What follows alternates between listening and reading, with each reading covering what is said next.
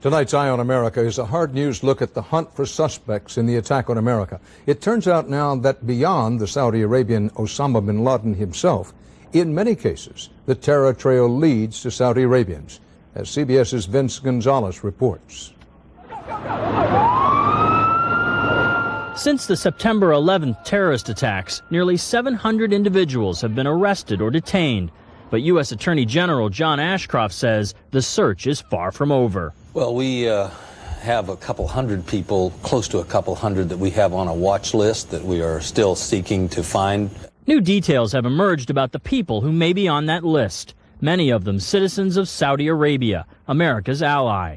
According to the Los Angeles Times, among those investigators are looking for a Saudi radical in Arizona with ties to Osama bin Laden, who is said to be scouting terrorist targets in the Southwest. A Tennessee-based Saudi businessman who has no connection to the hijackings, but who was reportedly trying to buy small planes in August. And a family that moved to Florida after a 10-year-old boy told his teacher last summer his father, a Saudi citizen, crashes airplanes into big buildings. The FBI also wants to locate 5 Saudis, 4 of whom may be pilots, who were booked on a flight from Los Angeles to New York a week before the attack. Their reservations were made by one of the dead hijackers. The main source of support for fanatical political Islam is coming from Saudi financial backing.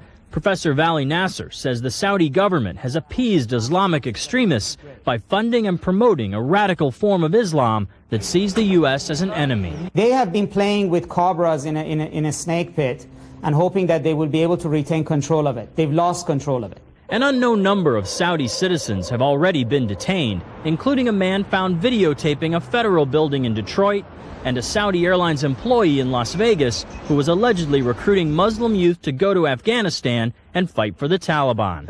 Osama bin Laden is Saudi Arabian, but his terror network is international, and authorities are also looking for scores of citizens from other Middle Eastern countries, including former mujahideen who fought in Afghanistan and Bosnia and who may now be living in the United States. In Los Angeles, I'm Vince Gonzalez for Eye on America. While Saudi Arabia's royal family says it sees Osama bin Laden as an enemy and the United States as an ally, Saudi Arabia formally backed the Taliban, and Saudi Arabia's support for the war on terrorism has been weak. In public criticism of the United States, which saved his country from Saddam Hussein, one Saudi prince said the bombing in Afghanistan, quote, does not please us at all. Next here on the CBS Evening News, the other air war in Afghanistan. Along with food drops, there's a war of words and ideas.